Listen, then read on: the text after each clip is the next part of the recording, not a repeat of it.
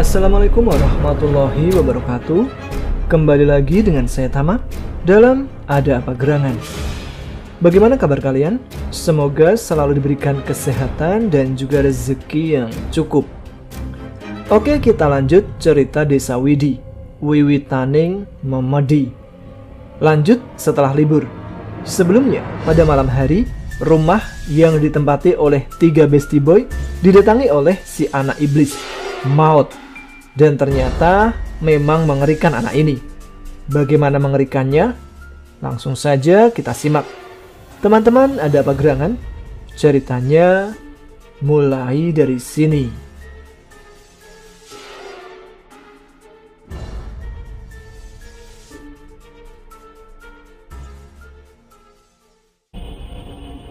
Ketika kekhawatiran terdalam menjelma menjadi sebuah ketakutan yang nyata, maka setitik suara pun akan menimbulkan keremangan yang menakutkan.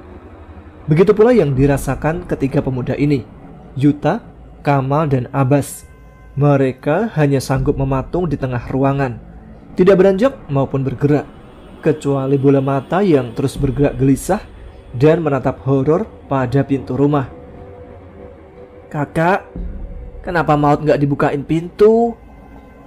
Suara Maut terdengar lagi, parau dan terasa menusuk. Mereka seharusnya tidak takut jika yang dilawan bocah kecil seperti Maut. Tapi kali ini berbeda.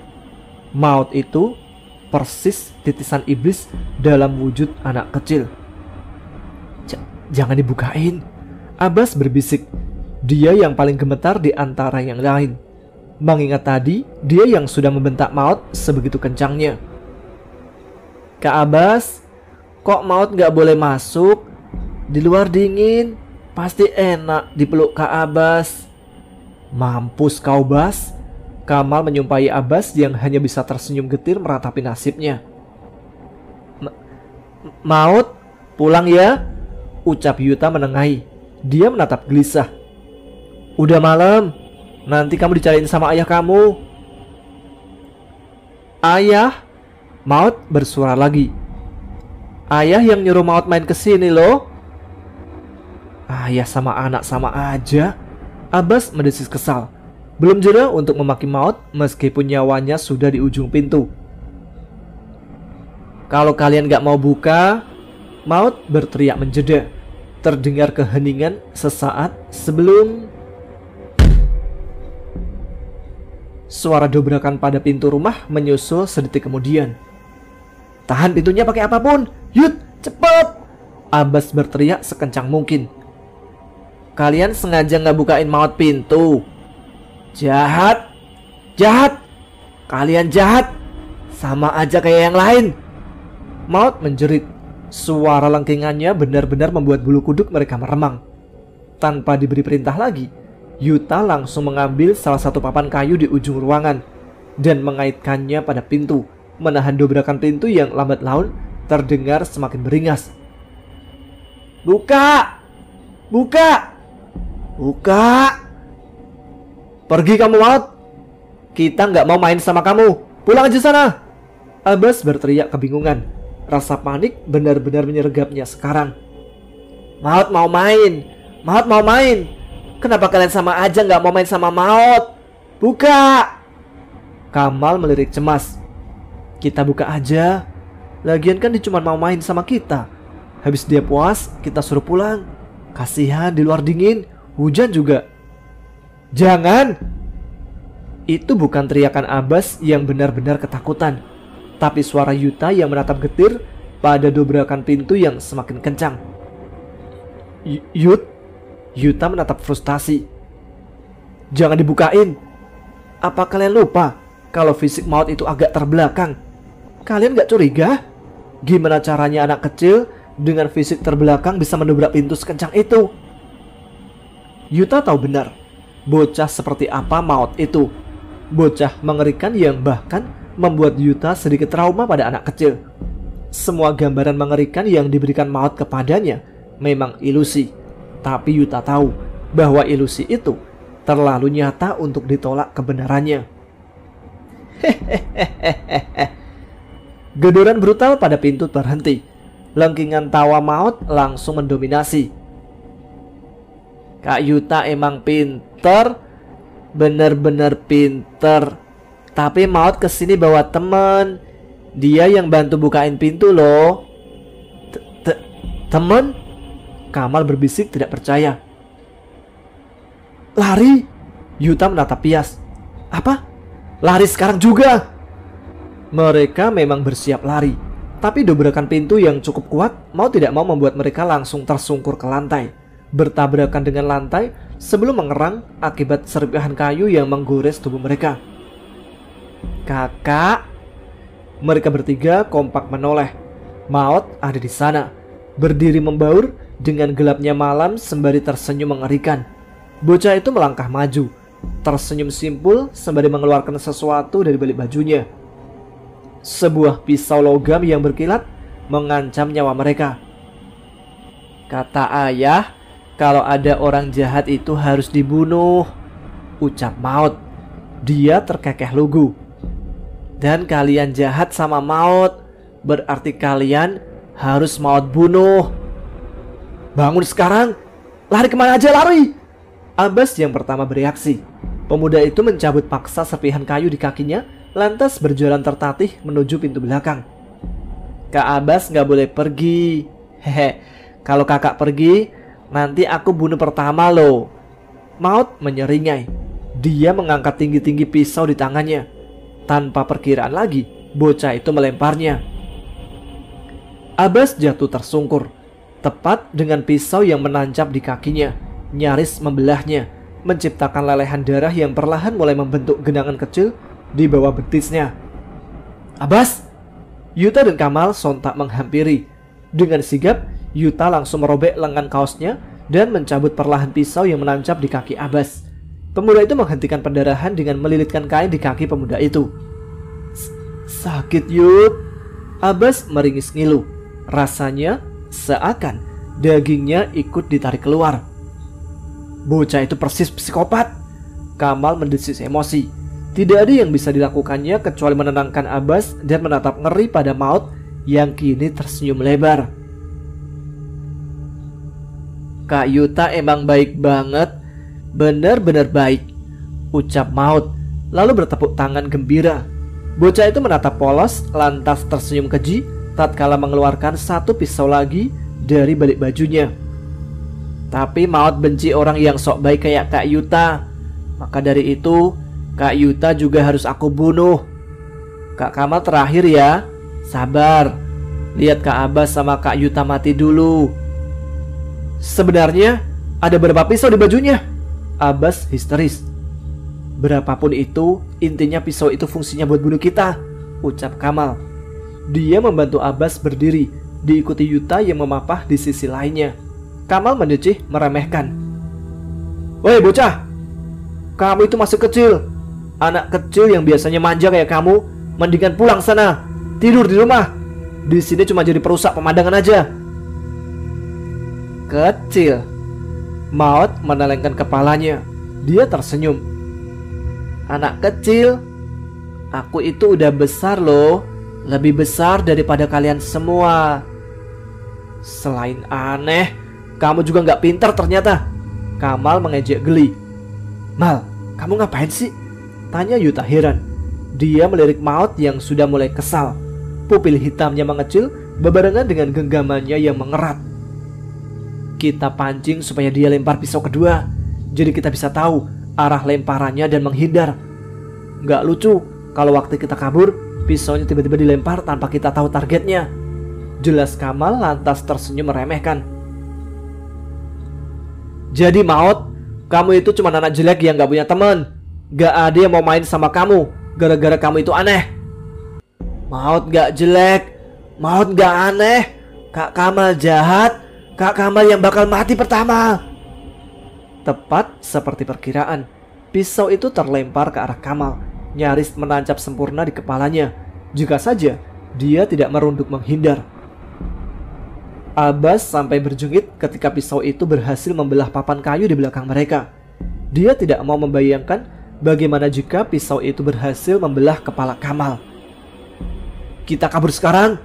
Yuta memberi aba-aba. Dia langsung memapah Abbas untuk pergi, diikuti Kamal yang terus mengawasi Maut.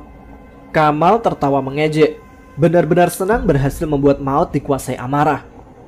Kalian gak boleh pergi, kalian harus main sama Maut, harus main sama Maut, main sama Maut.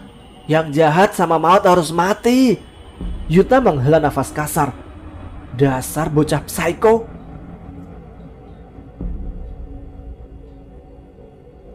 Jadi nama kamu Jihan.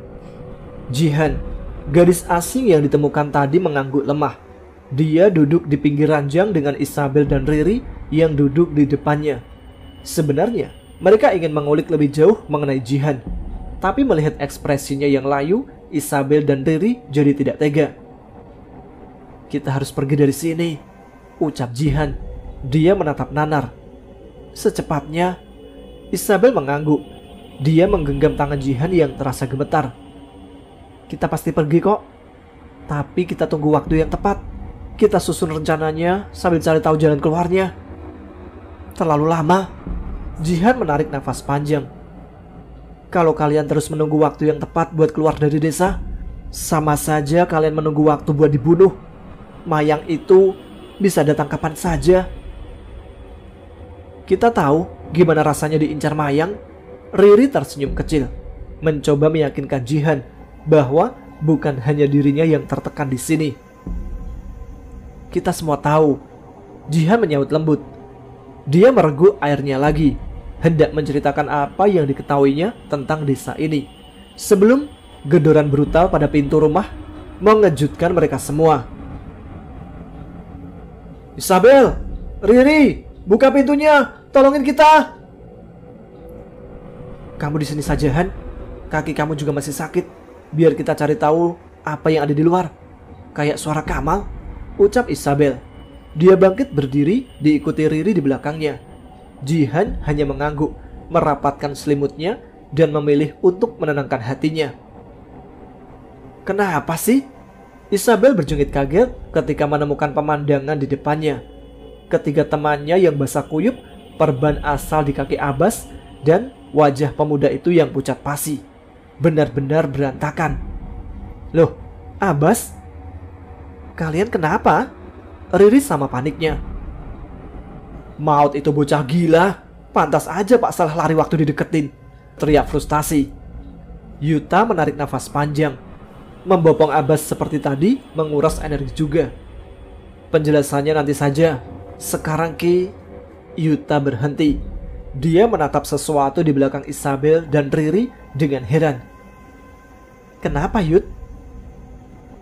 Perempuan yang pingsan itu sudah bisa jalan. Hah? Aku lihat dia jalan dari belakang masuk ke kamar. Isabel tertawa getir. Keringat dingin langsung mengalir di tengkuknya. Jangan bercanda, kaki Jihan lagi sakit. Dia bahkan belum bisa gerakin badannya. Terus, itu siapa? Yang mati harus meninggalkan raga. Tersisa jiwa yang enggan mengelana. Siapa yang nyanyi? Perempuan itu bisa nyanyi ya? Satu nyawa akan pergi di bawah sang kematian, bersembunyi di balik pepohonan. Gak mungkin datang lagi. Siapa yang datang? Siapa Bel? Ri? Mayang? Jihan! Isabel dan Riri menjerit. Mereka nyaris berlari masuk sebelum Yuta berhasil menahan lengan keduanya, berniat menjauhkan kedua gadis itu dari teror buruk yang menyerang mereka malam ini. Sayangnya, cengkraman Yuta pada lengan Isabel terlepas. Dia berhasil berlari masuk ke kamar, ingin menyelamatkan nyawa Jihan yang belum tentu nyawanya sendiri akan terselamatkan. Riri biar nunggu di sini sama Abbas sama kamu, Mal. Biar saya sendiri yang nyusul Isabel. Apapun yang terjadi, jangan susul kami. Yuta menatap tegas. Tapi Yut, Kamal mencoba menyela. Abbas sama Riri butuh kamu, Mal. Jagain mereka berdua, ucap Yuta, tersenyum samar sebelum berlari menyusul Isabel. Jangan bawa Jihan. Yuta langsung terdiam ketika berhasil menyusul Isabel yang kini tengah berdiri di pojok kamar. Itu terperangah. Yuta benar-benar tidak menyangka jika wujud Mayang akan sebegitu mengerikannya. Mata merah yang menatap nyalang pada sekitar, lelehan darah yang terus menetes dari sisi wajahnya yang tertutupi rambut, kuku panjang yang bahkan menjuntai sampai ke tanah, dan rambut panjang Mayang yang kini tengah membelit leher Jihan. Membuat gadis itu meronta karena paru-parunya yang mulai kehabisan oksigen. Isabel, Jihan tersedak. Kakinya terus menendang udara untuk mencari pijakan. Wajah pucatnya sudah mulai membiru. Tetesan darah tampak mengalir dari lehernya. Jihan terkulai lemas. Dia ada di ambang nyawanya. Lepasin Jihan! Isabel berteriak panik. Dia mencoba melempar apapun yang hanya berefek nihil di tubuh Mayang. Yuta yang sedari tadi berusaha menahan lengannya tetap tidak berguna. Isabel benar-benar panik. Apa yang harus aku ambil buat bunuh Mayang? Isabel berbisik lirih. Sejenak dia diam dan menatap dalam. Isabel butuh pisau. Meski terdengar mustahil, Isabel akan berusaha keras membunuh Mayang. Meskipun perkenalan mereka dengan Jihan sesingkat itu, Isabel tidak mau jika perpisahan mereka akan datang secepat ini. Isabel sudah berjanji jika Jihan juga akan selamat. Pergi keluar dari desa terkutuk ini bersama mereka. Jihan tidak boleh mati. Tanpa basa-basi, Isabel langsung berlari ke dapur. Dia mengobrak-abrik barang-barang di meja sebelum berhasil menemukan apa yang dicarinya. Sebuah pisau besar. Isabel langsung berlari masuk ke dalam. Isabel, jangan gegabah! Yuta berteriak memperingatinya ketika Isabel berlari begitu saja melewatinya dengan pisau yang terangkat mengancam. Lepasin Jihan atau aku bunuh kamu sialan! Isabel buta. Dia terlalu putus asa dan jatuh dalam ambang ketakutannya. Isabel hanya tidak mau kehilangan siapapun yang sudah dianggapnya teman. Mayang menyeringai. Dengan satu sentakan, dia membeli tubuh Isabel dengan rambutnya dan mengangkat tubuh mungil itu tinggi-tinggi. Pisau yang tadi terarah pada Mayang kini berbalik, terpaksa menghadapnya, bersiap menusuk lehernya sendiri. Keadaan sudah berbalik. Dua. Mayang tergelak senang. Kalau dapat 2, hidupnya akan lebih lama. Tidak akan ada yang luka lagi. Tidak ada yang rusak lagi. Kamu juga harus mati. Yuta, tolong, sakit. Isabel mati-matian menahan tangan kanannya yang terus berusaha menancapkan pisau itu pada lehernya. Sedikit lagi, hanya perlu sedikit pergerakan sebelum kerongkongannya akan terlubangi oleh tajamnya moncong pisau di depannya. Tiba-tiba, Isabel jatuh tepat ketika pisau itu terasa di pigmen kulit lehernya, menggoresnya sedikit. Tapi entah kenapa, Isabel bisa melihat bekas goresan yang cukup dalam pada tubuhnya. Gadis itu menoleh cepat. Di sana berdiri Yuta dengan beringas sembari menggenggam erat satu pisau kecil miliknya. Satu pisau yang dilemparkan Yuta tadi tepat memotong rambut Mayang. Isabel menjerit ketika potongan rambut Mayang tadi menggeliat dan perlahan membentuk sebuah daging sebelum mencair menjadi darah. Darah kental berwarna hitam. Yuta menatap tidak percaya. Kubangan darah itu persis dengan kubangan yang dilihatnya dalam ilusi ketika dia melihat Isabel dan Riri terbunuh. Mayang tergelak. Dia mengetatkan cengkramannya pada leher Jihan. Perlahan, Mayang mengangkat salah satu kuku hitamnya, tepat mengarah pada leher Jihan yang kini berada di depannya. Mayang menyeringai. Dia menusuknya. Darah langsung mengucur dari kerongkongan Jihan yang terluka. Jihan lunglai. Dia sudah pasrah jika akan mati saat ini juga. Setidaknya itu lebih baik daripada terus menahan rasa sakit yang tidak berkesudahan. Mati. Kamu akan mati, Jihan. Sama seperti teman-teman kamu yang lainnya. Kamu akan segera menyusul mereka. Kamu senang bukan? Mayang berucap parau. Sunggingan bibirnya semakin melebar tatkala melihat Jihan tersedak darahnya sendiri. "Jihan, jangan mati Jihan." Isabel tergugu. Dia terisak kecil. "Kita janji bakal pergi bareng dari sini kan?" Jihan merunduk, menatap Isabel yang kini bersimpuh putus asa dengan nanar. Jihan baru sebentar mengenal Isabel, tapi dari kata sebentar itu Jihan tahu Isabel benar-benar gadis yang memiliki ketulusan. Jihan tersenyum getir. Isabel mendongak. Dia menutup wajahnya, menahan isak tangisnya yang semakin menyakitkan. "Isabel, jangan sedih." Jihan, gadis itu mati-matian berucap meskipun hanya bibirnya yang bergerak. Dia tersenyum lebar. Satu tetes air mata berhasil keluar dari matanya. "Kamu sama. Semuanya harus pergi keluar dari sini. Janji. Sampaikan salam aku sama keluargaku kalau kamu bisa keluar ya." Mayang hanya terdiam. Untuk sesaat Isabel bisa merasakan aura berbeda yang kentara. Sebenarnya siapa Mayang itu? Sebelum Isabel berhasil berucap lebih jauh, Mayang sudah lebih dahulu pergi membawa Jihan. Isabel dan Yuta kira semua sudah berakhir, tapi tidak ada akhir yang lurus ketika segala hal dimulai dengan kerumitan. "Bel, kamu..." "Yuta? Isabel?" Mendengar teriakan panik dari Kamal, Yuta dan Isabel serentak berlari keluar. Mereka langsung menemukan pemandangan mengerikan. Mayang masih enggan untuk pergi. "Riri!" Sontak mereka berdua berlari menggenggam tangan Riri, berusaha menarik tubuh gadis itu.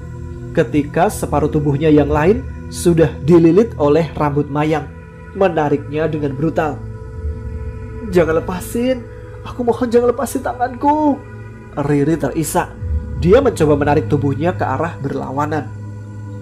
"Gak akan, Ri, aku gak akan lepasin tangan kamu." Abbas berucap tidak kalah paniknya. Cengkraman pada tubuh Riri semakin kencang saja. Riri meringis ngilu, bibirnya bergetar menahan sakit. Kulit aku sobek."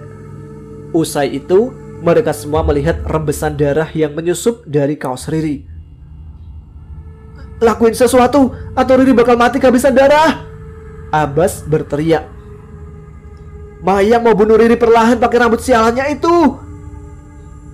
"Tahan Riri, sampai aku datang." Setelah berucap seperti itu, Yuta berlari masuk ke dalam kamar, mengedarkan pandangan ke sekeliling untuk menemukan apa yang ia cari. Pisau tadi, pisau besar yang digunakannya untuk memotong paksa rambut Mayang. "Ketemu!" Yuta berseru lega tatkala melihat kilatan logam pisau itu pada genangan darah rambut Mayang. Pemuda itu langsung berlari menghampiri Riri dan mencengkram erat rambut Mayang yang membelitnya. Yuta meringis ngilu. Jarinya yang tersayat mulai mengeluarkan sedikit darah. Riri benar, rambut itu tajam. Pantas saja leher Jihan berdarah dan kaos Isabel agak tercabik. "Biar aku aja, Yut," ucap Abbas.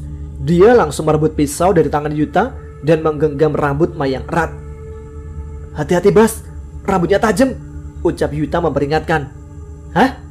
Kekeh Abbas lantas tersenyum miring. "Sakit itu bukan gaya aku, Yut." Yuta hanya meringis ketika Abbas dengan kejamnya mencengkram dan menyayat rambut Mayang sadis, tidak memperdulikan tangannya sendiri yang mulai berlumuran darah. "Sedikit lagi." Cepet Bas, sakit." Riri mulai terisak kencang. "Lepas kamu rambut sialan!" Teriakan itu menjadi pengiring lepasnya lilitan rambut terakhir yang membelit tubuh Riri. Isabel dengan cepat menarik tubuh Riri yang telungkup di tanah, memeluknya erat. "Rambutnya?" Kamal bersuara lirih. Gelungan rambut itu menggeliat aneh sebelum berubah menjadi daging merah dan mencair menjadi air. Mereka semua bergidik jijik. Kamal langsung mengalihkan atensinya pada Riri yang masih menangis. Punggungnya terluka, persis luka sayatan lebar. Kamal menghela nafas kasar. Bel, kamu jagain dan obatin Riri. Mayang pasti gak akan balik lagi karena dia sudah dapat 1 nyawa. Isabel menatap pahit. Jihan? Kamal mengangguk. Iya, Jihan. Dan sekarang aku sama Yuta harus pergi buat memastikan sesuatu tentang Jihan, ucapnya sebelum menatap Yuta. Yuta mengangguk mengerti. Kalian mau kemana? Kamal dan Yuta menoleh.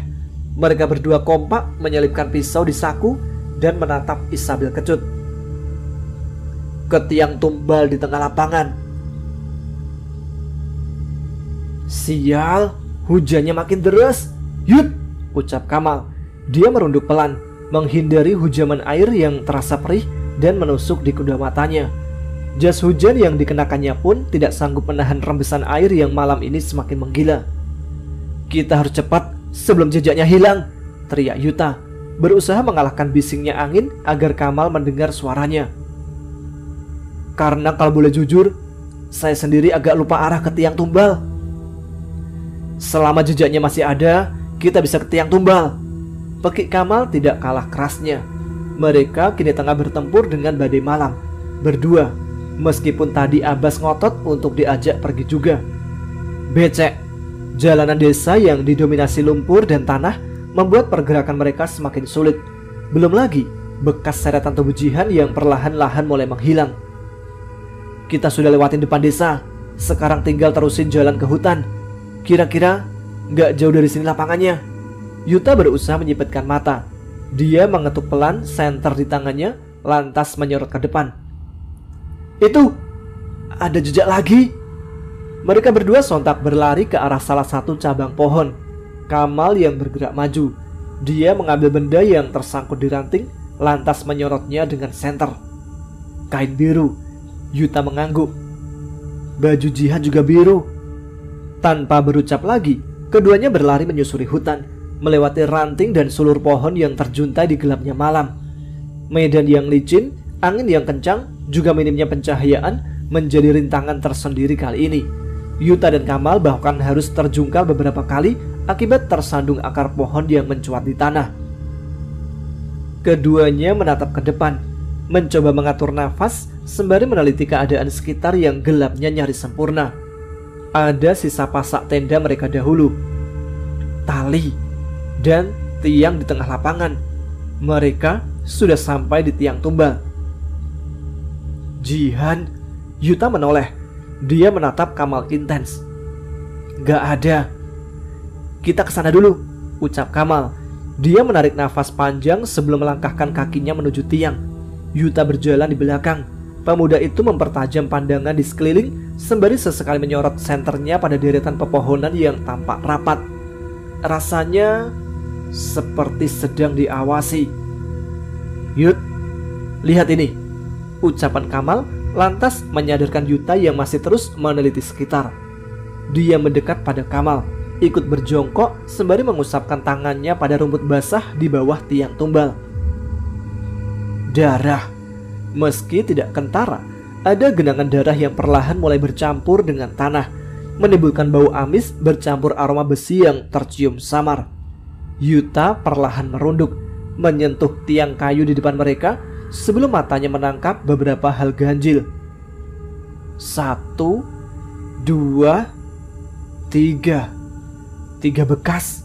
Yuta berbisik lirih. Dia mengusap bekasan sayatan tajam pada tiang kayu, lantas menatap Kamal. Jihan memang ditumbalkan untuk mayang, tapi yang membunuh dia manusia.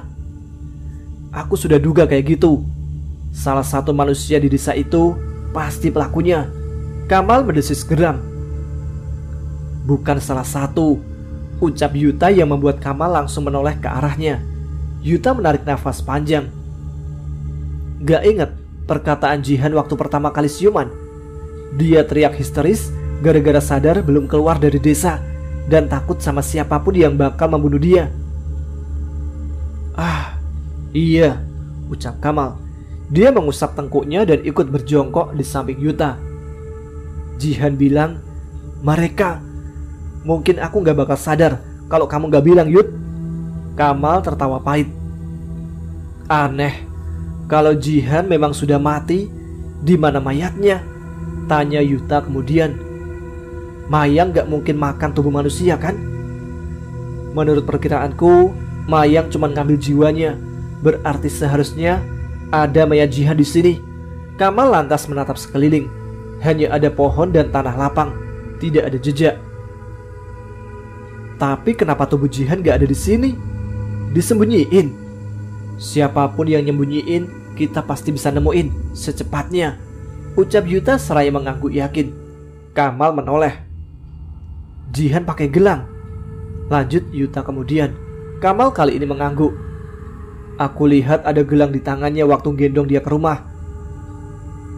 Yuta kemudian menoleh ke arah samping, sisi jalan lain tempat mereka tadi berlari dari desa. Yuta menunjuknya. Dia sisain beberapa mutiara dari gelang panjang jalan. Benar juga. Jika dilihat dan disinari senter dengan cermat, kilauan mutiara putih itu akan terlihat jelas. Arahnya balik ke desa. Kamal bertanya tidak yakin. Dia menghela nafas kasar. Jadi menurut kamu, Jihan dikorbanin di tiang tumbal buat Mayang dan mayatnya dibawa pulang ke desa? Cuma ada satu cara buat mastiin, ucap Yuta. Dia berdiri lantas mengusap wajahnya yang basah karena air hujan. Ikutin kemana arah mutiara itu jatuh. Kamal dan Yuta bergerak cepat. Mereka berjalan menunduk di sepanjang jalan sembari sesekali meneliti di mana letak mutiara selanjutnya. Sulit memang, terlebih beberapa mutiara harus terkubur akibat tanah yang melesak ke dalam. 1, Yuta menghitung. Dia mengambil lagi mutiara di depannya. 2, Kamal menyahuti, ikut berjongkok di samping Yuta untuk menyisir mutiara selanjutnya. Pergerakan Yuta dan Kamal terhenti. Mereka terdiam untuk beberapa saat. Rintik hujan yang semakin menderas membuat mereka tidak menyadari bahwa ada yang datang mendekati mereka. Kaki tanpa alas itu berdiri tegak di depan Yuta dan Kamal. Keduanya mendongak melihat siluet dua pria bertudung hitam yang tampak bergeming menatap mereka. Tudung dan topeng yang sama persis ketika dulu mereka diserang sekelompok orang saat sedang bermalam di tanah lapang. Topeng Pak Saleh dan anak buahnya. Kalian kenapa di sini? Suara itu milik Pak Rasim. Pak Rasim? Yuta berdiri. Dia menatap tajam topeng pria di depannya, lantas beralih pada pria di sebelahnya. Pak Rasim dan Pak... Yuta menggantung. Dia tidak tahu pasti siapa pria di sebelah Pak Rasim yang berdiri sekarang. Pria itu menghela nafas kasar sebelum membuka topeng yang dikenakannya. Pak Saleh? Kamal berjungkit kaget. Ngapain Pak Saleh sama Pak Rasim malam-malam di sini? Pakai topeng dan jubah hitam segala. Harusnya saya yang bertanya. Kalian ngapain pergi ke tempat ini lagi? Gak takut nyasar? Pak Saleh balik bertanya. Kita cuma cari teman kita, Pak. Namanya... Sudah. Lebih baik kalian pulang sekarang. Pak Rasim memotong cepat. Pria itu melepas topengnya dan menatap Gahar. Ini sudah malam. Kita kesini untuk berkeliling hutan, memastikan tidak ada hewan buas yang mendekat, sekaligus mengontrol keadaan sekitar desa. Dan tentang teman kalian atau siapapun itu, kita tidak melihatnya sama sekali. Tapi Pak, gelang teman kami jatuh berceceran di sini. Ada genangan darah juga di tiang tumbal tadi. Yuta berusaha menjelaskan. Kalian mendekati tiang tumbal. Pak Rasim menaikkan lagi suaranya. Kalian pasti tahu kalau tiang tumbal itu untuk persembahan kepada para leluhur di desa. Kenapa kalian mendekatinya? Kamal mencoba tenang. Dia menarik nafas berat. Kami hanya mencari teman kami yang hilang di sini, Pak. Pak Rasim berdecak emosi. Teman yang mana lagi? Teman kalian itu sudah pasti mati kalau di hutan sendiri. Sudah pasti mati, tahu? Yuta dan Kamal sontak bungkam. Tenang dulu, Sim, ucap Pak Saleh, lantas menepuk pundak Pak Rasim pelan. Biar saya yang bicara dengan mereka. Kamu pergi. Pak Rasim menurut. Pria itu hanya mundur beberapa langkah sembari menetralkan emosinya yang membuncah. Pak Saleh berjalan mendekat. Pria itu menatap tegas. Sebenarnya teman kalian yang mana lagi yang hilang? perempuan selain Isabel dan Riri? Yuta mengernyit. Gimana Pak Saleh bisa tahu? Pak Saleh menghela nafas kasar. Saya lihat Isabel dan Riri bersama teman kamu yang sompral itu di rumah. Lagi main air lagi. Sampai sini Pak Saleh menggeleng prihatin. Lalu perempuan mana lagi yang kalian maksud? Itu... Mereka berdua tidak sanggup menjelaskan. Karena panik, semua yang ingin disembunyikan menjadi terbongkar. Rasanya seperti tertangkap basah ketika mencuri, mendebarkan. Pak Saleh kembali menghela nafas. Saya tidak akan marah jika kalian menyembunyikan perempuan itu. Saya justru senang jika kalian berhasil menutupi keberadaannya. Sayangnya kalian tidak sepintar itu. Dia sudah berhasil mengetahuinya, dan Mayang akhirnya membawanya. Yuta menatap tidak paham. Yang Pak Saleh maksud dengan dia itu siapa? Sebenarnya ada apa, Pak? Sudahlah, saya tidak bisa menjelaskan, ucap Pak Saleh, lantas mencondongkan tubuhnya di antara Yuta dan Kamal, mendekat ke arah telinga mereka dan berbisik. Yang jelas, perhatikan tandanya. Yuta dan Kamal sama-sama bungkam. Pak Saleh menarik tubuhnya. Dia tersenyum simpul. Saya pergi dulu. Kalian juga harus segera pulang ke rumah. Bahaya. Ingat pesan saya ya. Usai berucap demikian, Pak Saleh berjalan menjauh, membawa Pak Rasim yang masih menatap mereka berdua dengan tatapan intimidasi untuk pergi, meninggalkan Yuta dan Kamal dengan beribu pikiran yang berkecamuk di otak mereka. Perhatikan tandanya. Awan hitam tampak berarak menjauhi langit, digantikan dengan bulan yang menyala di ujung malam. Bersama desiran angin yang membelai lembut pori-pori kulit, terasa sejuk memang, tapi tidak bagi mereka. Tidak sama sekali. Rasanya sungguh sesak dan panas. Jadi, Jihan beneran hilang? Riri tercekat. Dia mengerang pelan tatkala merasakan perih pada punggungnya lagi. Kalau kayak yang kamu bilang bahwa ada jejak mutiara yang balik ke desa, berarti Jihan masih ada di sini, di desa ini. Pertanyaannya, di mana letak pastinya? Abbas berucap kemudian. Dan jawabannya, gak tahu, jawab Yuta lantas menghembuskan nafasnya gusar. Pemuda itu kemudian menatap Isabel. Bel, kamu baik-baik aja? Isabel menoleh. Dia tersenyum tipis. Aku gak apa-apa. Kita diskusi lagi aja. Lagian, aku udah janji sama Jihan kalau bakal pergi dari desa dan beritahu keluarganya tentang semua yang ada. Dan untuk kali ini, aku gak mau ngecewain Jihan lagi. Mereka semua tersenyum kecil. Dan soal mutiara dari gelang yang kalian temuin tadi, aku juga punya, ucap Isabel, lantas mengeluarkan gelang dari sakunya. Dia menatap tajam mutiara di tangannya. Mutiara yang kita berdua temuin sama, dan gelang ini aku dapat dari Pak Rasim. Gelangnya ada di tombak Pak Rasim, dan waktu kalian kepergok sama Pak Saleh, ada Pak Rasim juga.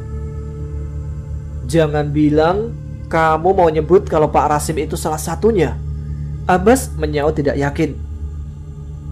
Aku belum berani buat bilang itu. Isabel menggerakkan jemarinya gelisah. Terus, gak ada yang nemuin tanda-tanda lagi? Tanya Riri. Dia menatap lamat-lamat. Seenggaknya kita udah tetapin satu target lagi yang perlu kita curigai, Pak Rasim. Lainnya? Waktu Pak Saleh ketemu kita tadi, beliau juga bilang sesuatu. Yuta menyaut ucapan Riri. Dia menatap yakin sembari menoleh ke arah Kamal. Kamal mengangguk paham. Perhatikan tandanya. Pak Saleh bilang soal tanda, jawab Yuta. Pemuda itu meneliti respon dari teman-temannya. Semuanya sama, bingung. Perhatikan tandanya. Pak Saleh cuma bilang itu, gak tahu apa maksud ucapannya. Kamal menambahi. Tanda? Riri mengernyit. Tanda apa? Abbas menghela nafas kasar.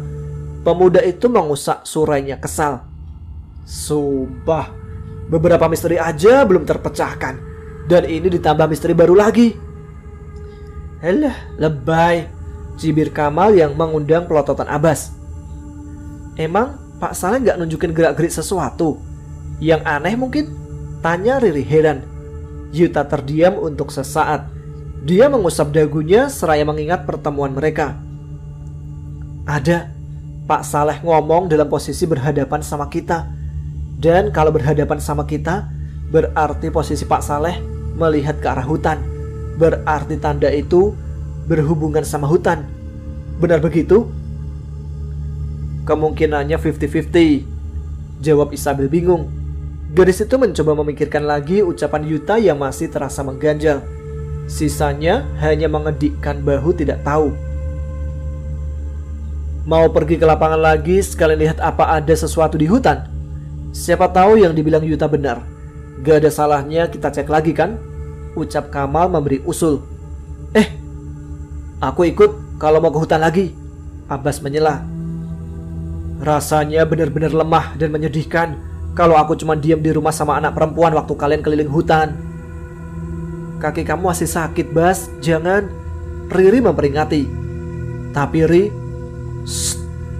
Abbas menghela nafas tidak rela. Takut diledek Pak Saleh lagi ya? Kamal menggoda. Dia tertawa renyah. Tadi Pak Saleh cerita kalau kamu di rumah lagi main air.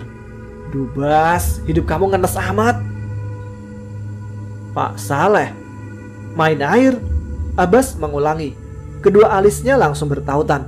Kamal mengangguk guyon. Asal kalian tahu, tadi kita ada di ruang tengah lagi istirahat. Lagian buat apa main air malam-malam habis ada kecelakaan besar gitu? Dan soal Pak Saleh, pintu sama jendela udah kututup rapat semua. Pak Saleh lihat lewat mana? Cenayang mungkin? Riri justru menyahut ngawur. Isabel langsung mendelik gemas ke arahnya. Tapi tadi Kamal menggantungkan ucapannya. Dia menelan salivannya gugup. Kalau Pak Saleh tahu, berarti ada penyusup atas semua kemungkinan terburuknya. Pak Saleh harus masuk lagi ke daftar orang yang perlu kita curigai. Jadi, siapa yang harus kita waspadai lagi mulai sekarang? Isabel mengedarkan pandangan ke wajah-wajah frustasi di depannya. Semuanya. Yuta mengangguk yakin. Dia menyentuh butiran mutiara dari Isabel di tangannya, menyentuh noda darah kering yang sudah menempel dengan alisnya yang menukik tajam. Kita harus curigai semuanya. Pagi ini, mentari tampak bersua dengan alam, menebarkan cahayanya sembari tersenyum cerah di atas singgasananya, menebarkan aroma tanah basah yang mulai mengering karena sorotnya. Seger, Riri berkomentar. Gadis itu melebarkan tangan sembari menghirup nafas dalam-dalam. Udara desa memang segar, Isabel menyahut. Dia menatap semburat jingga di depan sendu. Mau ke rumah Yuta sekarang? Tanya Riri. Dia menoleh ke arah Isabel. Kita harus terus bareng-bareng. Kalau pagi gini, aku yakin gak bakal ada hal aneh yang terjadi. Yuk Bel. Riri mencoba berpikir positif. Dia menarik tangan Isabel sampai gadis itu berdiri dengan malas. Keduanya berjalan beriringan dengan Riri yang sedikit membungkuk karena luka di punggungnya yang belum tertutup sempurna. Bel, kalau dipikir-pikir lagi, kita itu belum pernah bicara sama penduduk sini selain Pak Saleh, Nyi Roro, Pak Rasim sama kadisnya itu ya. Riri mencoba membuka obrolan. Isabel mengangguk. Dia menendang kerikil kecil di depannya. Kalau diingat emang kita nggak pernah tegur sapa sama warga lain. Lagian jarang juga ketemu di jalan kok. Kebanyakan mereka duduk di sekitar rumah saja. Ya sudah, yuk kita sapa, ucap Riri semangat. Sekalian kita bangun hubungan yang baik sama warga desa ini. Siapa tahu kan kalau kita ramah gak bakal diapa-apain dan bisa pulang dengan selamat. Ucapan Riri itu adalah definisi nyata dari kata ada udang di balik batu. Ya udah, gak ada salahnya juga tegur sapa. Isabel mencoba mengerti. Dia kemudian menunjuk ke salah satu warga yang sedang duduk di teras rumah. Seorang kakek tua berbaju putih yang sedang sibuk memotong daging di tangannya. Kakek itu, Riri memastikan. Isabel mengangguk. Biar aku yang sapa, ucap Riri lantas berdiri di depan pagar rumahnya. Kakek, salam kenal. Tidak ada sahutan. Bukan gitu caranya, Riri. Gak sopan. Kita harus deketin kakeknya. Isabel lantas berjalan dengan Riri yang mengekor di belakang. Gadis itu kemudian berjongkok tepat di depannya, menatap lembut, sementara pria tua itu tampak masih sibuk melakukan pekerjaannya, tidak terusik maupun menyadari keberadaan orang lain di sekitarnya. Kakek, panggil Isabel lembut. Masih tidak ada jawaban. Kek, kami pendatang yang masuk ke desa beberapa waktu lalu. Kakek tahu. Riri mencoba beramah tamah lagi. Hening. Pria tua itu masih menunduk tanpa merubah gerakannya sedikit pun. Bel, panggil Riri. Isabel menoleh. Gadis itu mendekat ke telinga Isabel. Kakeknya nggak dengar. Ada masalah sama pendengarannya. Kita udah tepat di depannya loh. Nggak tahu. Belum sempat Isabel menyelesaikan apanya, seorang pemuda tampak datang dari dalam rumah. Pemuda berusia sama seperti mereka yang sedang membawa sebuah pisau kecil di tangannya. Dia tersenyum lebar. Kak, pria tua itu menoleh. Lah, kakeknya bisa dengar dari jarak jauh, tapi nggak bisa dengar panggilan Isabel dalam jarak dekat. Riri membatin heran. Iya, kakek itu menyunggingkan senyumannya. Sini, aku bantu potong dagingnya. Pemuda itu tersenyum lantas duduk di sampingnya, melakukan semua senatural mungkin, seakan Isabel dan Riri adalah makhluk tak kasat mata, tidak terlihat. Mulai meraih salah satu daging dan menghunuskan pisaunya. Terlalu dalam. Aduh. Pemuda itu meringis. Dia memegangi tangannya yang tampak berdarah, kulitnya terluka lebar. Sambil memeriksa keadaan tangannya, tiba-tiba pemuda itu menatap ke depan. Raut wajahnya berubah drastis. Bibirnya bergetar ketakutan, sangat ketakutan. Jemarinya teracung gemetar dengan darah yang mulai menetes dari jarinya, menunjuk tepat di belakang Isabel dan Riri. Kek, Pak. Pria tua itu langsung melotot. Tolong. Isabel dan Riri secepat mungkin menoleh, memastikan apa ada sesuatu di belakang mereka, atau siapapun yang berhasil membuat kedua orang itu menatap ketakutan. Kosong. Tidak ada siapapun di belakang mereka. Bel, gak ada apa-apa di belakang kita. Mereka kenapa sih? Aneh. Riri berdecak. Dia menatap Isabel yang langsung mengalihkan pandangannya pada dua orang di depan mereka. Ini lebih aneh. Isabel menjawab tanpa menoleh. Matanya bahkan memandang tanpa berkedip. Riri kemudian menolehkan kepalanya. Di sana, kedua orang itu diam membeku. Wajah mereka pucat pasi. Sangat berbeda dengan wajah manusia biasa yang mereka lihat tadi. Seakan mereka adalah mayat yang kembali dibangkitkan. Sedetik kemudian, tanpa suara apapun, pemuda itu berjalan memasuki rumah. Kakek itu juga kembali memotong daging di tangannya. Sama seperti tadi, waktu Isabel dan Riri pertama kali bertemu. Sebenarnya, ini kenapa? Isabel berbisik bingung. Kek, panggilan itu membuat Isabel dan Riri kembali menatap pada ambang pintu rumah. Lagi-lagi, pemuda itu berdiri di sana, tersenyum lebar. Iya. Sini, aku bantu potong dagingnya.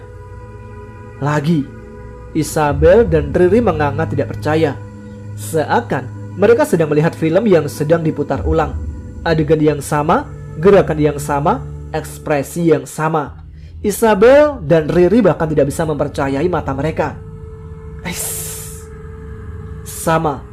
Jari tangan pemuda itu kembali tersayat, mengeluarkan darah sebelum membelalak ketakutan dan menatap horor pada belakang Isabel dan Riri. Untuk kedua kalinya, kedua gadis itu menoleh sesegera mungkin, memperhatikan apa benar ada yang salah di belakang mereka. Tapi yang mereka dapat tetap sama, kosong, tidak ada apapun. Bel, Firasat aku bilang kalau kita harus pergi dari sini. Sekarang juga. Riri bergerak. Dia menarik lengan Isabel untuk berdiri, menyadarkan gadis itu dari lamunannya kepada dua manusia yang lagi-lagi sedang membeku di depan mereka. Mereka? Isabel tercekat. Dia tidak bisa mempercayai penglihatannya tatkala pemuda itu berdiri dan masuk ke dalam rumah. Lagi. Kak? Isabel dan Riri gemetar. Pemuda itu tersenyum. Sini, aku bantu potong dagingnya.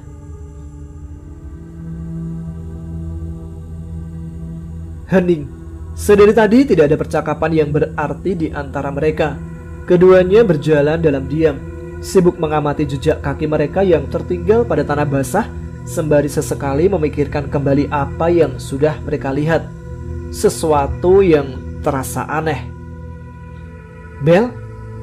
Panggilan Riri membuat Isabel menoleh sekilas sebelum kembali menjejakkan kakinya ke lumpur. Riri menghela nafas kasar.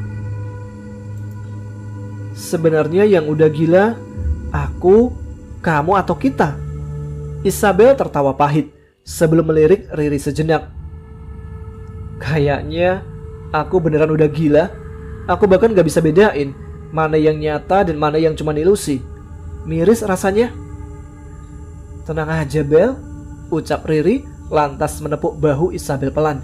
Gadis itu menggeleng dramatis. Gak kamu aja yang ngerasa udah gila. Kita semua memang udah mulai kehilangan akal waktu pertama kali menjejakkan kaki ke desa. Jadi mereka tadi kenapa ya? Isabel bermonolog bingung, mengingat keanehan apalagi yang kedua mata mereka lihat pagi ini. Pergerakan yang bisa terus berulang, bak memori kaset yang disetel kesekian kalinya. Isabel berhenti berjalan. Dia menghadapkan tubuhnya pada Riri, lantas memicing penuh tanpa tanda tanya. Ri, menurut kamu mungkin gak ada orang yang menyayat tangannya sendiri berulang kali? Mustahil. Lagi pula dia kayak gak sengaja lukain tangannya. Riri mengacungkan jarinya yakin. Jadi kesimpulannya, Isabel menggantung, membiarkan Riri untuk melanjutkan kalimat berikutnya, memastikan apakah yang ada di pikiran gadis itu sama dengan apa yang ada di pikirannya sekarang. Mereka bukan manusia. Riri mengangguk kuat. Isabel berdehem setuju. Beberapa detik kemudian, mereka mulai menyadari ada sesuatu yang salah. Keduanya kemudian membelalak terkejut sembari saling memandang tidak percaya. Terus, Nyi Roro, Pak Saleh, Pak Rasim, Pak Wija sama anaknya bukan manusia. Riri berbisik histeris. Gak mungkin, ucap Isabel memberi argumen. Dia menjentikkan jarinya. Coba kamu pikirin deh, mereka bergerak persis seperti manusia biasa, sama kayak kita, bukan mengulang gerakan. Lagi pula, aku masih yakin kalau mereka itu manusia tulen. Iya sih. Terus apa? Tanya Riri. Isabel mengedikkan bahu tidak tahu. Riri mendesah lelah. Pagi-pagi sudah harus menghadapi hal rumit seperti ini. Sama saja dengan bunuh diri pelan-pelan. Itu menurut Riri. Riri, Isabel. Ketika mereka menoleh, di depan rumah sudah ada Abbas yang mengibaskan tangannya semangat. Wajahnya cerah. Sepertinya suasana pagi Abbas terasa baik. Yuta ada di sebelah pemuda itu sembari berolahraga ringan, melambaikan tangannya sebelum kembali melanjutkan aktivitasnya. Kamal tidak terlihat di antara mereka. Kamal kemana? Tanya Riri usai mereka menghampiri. Di belakang, baru selesai nimba air buat persediaan, jawab Abbas seraya menunjuk belakang rumah. Pemuda itu lantas meneliti wajah Isabel dan Riri. Kenapa? Wajah kalian kok pucat? Pucat? Riri langsung meraba wajahnya sendiri. Iya, Yuta yang menyaut. Dia mengelap setetes peluh di keningnya. Wajah kalian pucat banget. Habis lihat atau ketemu apa kali ini? Isabel berdehem pelan. Dia memelintir bagian bawah kaosnya gugup. Gadis itu kemudian menatap Abbas dan Yuta bergantian. Kalian sudah pernah ngomong sama warga desa sini? Ya, selain yang kita kenal. Belum. Kamal yang baru saja datang dari dalam rumah menjawab. Pemuda itu ikut bergabung dengan rombongan kecil di depan rumah. Emang kenapa? Kalian udah coba kenalan? Riri mengangguk. Udah. Dan aku janji aku gak bakal ngomong sama warga desa sini lagi. Loh, kenapa? Abbas mengernyit tidak paham.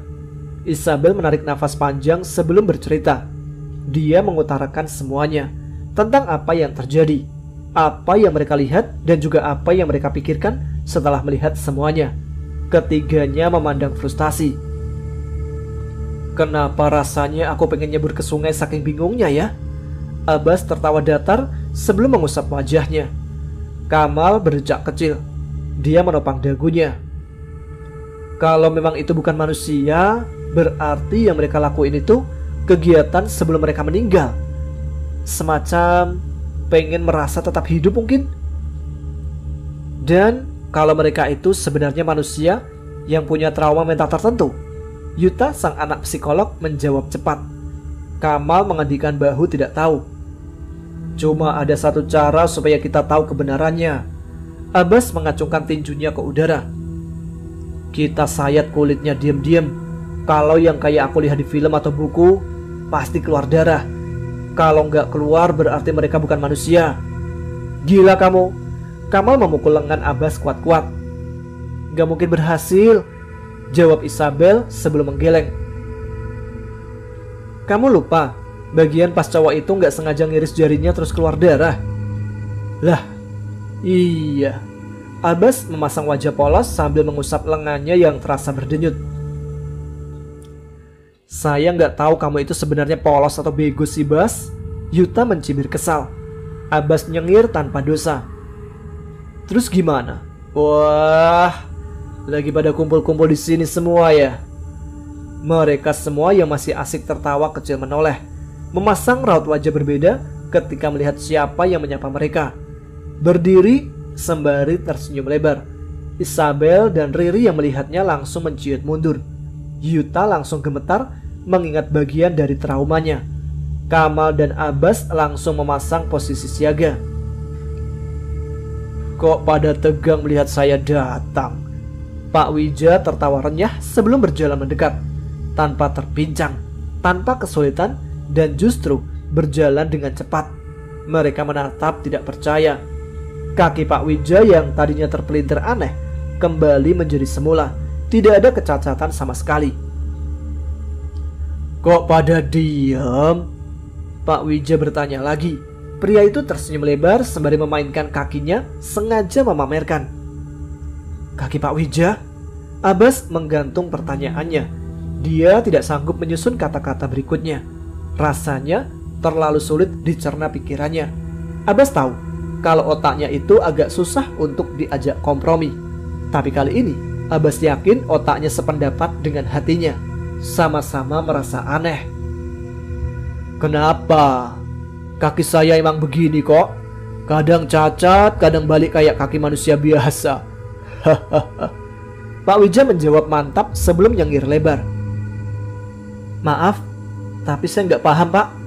Emang mungkin kalau kaki manusia bisa berubah-ubah setiap saat? Yuta menatap tidak mengerti. Di ilmu kedokteran yang dipelajarinya sedikit-sedikit, sayangnya Yuta belum pernah menemukan fenomena aneh seperti ini. Yuta jadi meragukan akal sehatnya. Ya mungkin saja kan? Pak Wija tersenyum penuh arti. Pria tambun itu kemudian menatap Isabel dan Riri. Isabel sama Riri gak mau main ke rumah bapak lagi. Maot kangen loh. Gak mau main sama Maot. Enggak.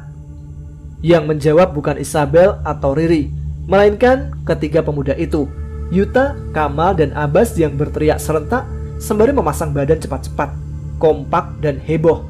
Isabel dan Riri sampai terkejut melihat tiga orang itu langsung merapat untuk menutupi pandangan mereka dari Pak Wija. Oh, kenapa? Maut kan anak baik.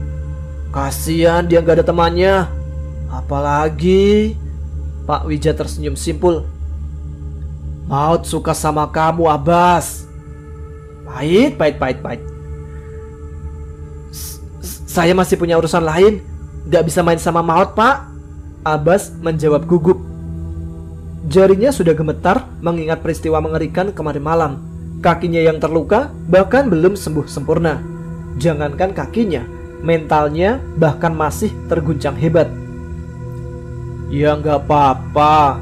Kemarin Maot juga bilang kalau dia main ke rumah kalian tapi kalian malah kabur. Kasian kan? Pak Wija bercerita dramatis seakan-akan anaknya yang terluka. Yuta menatap tidak setuju. Pemuda itu menggeleng. Sebenarnya yang perlu dikasihani itu kita, Pak. Gimana kita nggak kabur kalau Maot datang-datang sambil bawa bawa temannya, Pak? Kamal menjawab cepat-cepat.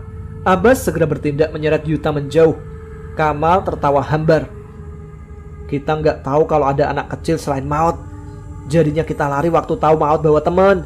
Kirain sesuatu yang dibawanya. Ya, kalian belum ketemu sama anak yang lain ya? Kalau gitu ngomong sendiri sama Maot biar lebih jelas.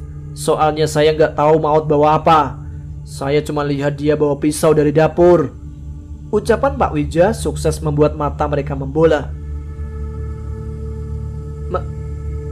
Maot ada di sini, Pak.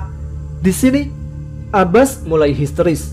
Fakta bahwa Maot ada di sini ternyata lebih mengerikan daripada fakta bahwa Pak Wija membiarkan anaknya berkeliaran malam-malam sembari membawa pisau dapur.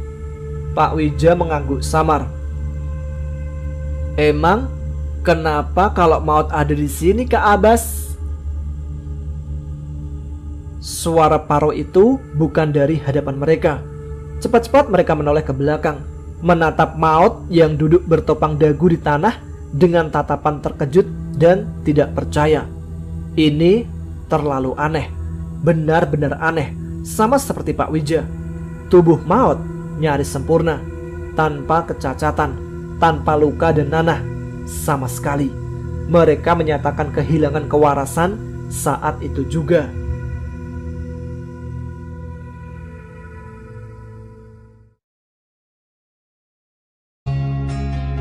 Baik, sampai di sini dulu cerita kali ini. Kita lanjut lagi cerita Desa Widi besok sore. Terima kasih buat teman-teman sekalian yang telah menyimak. Silakan subscribe bagi yang belum. Jangan lupa tuliskan komen, tunjukkan eksistensi kalian. Saya Tama pamit, tetap semangat, jaga kesehatan. Wassalamualaikum warahmatullahi wabarakatuh.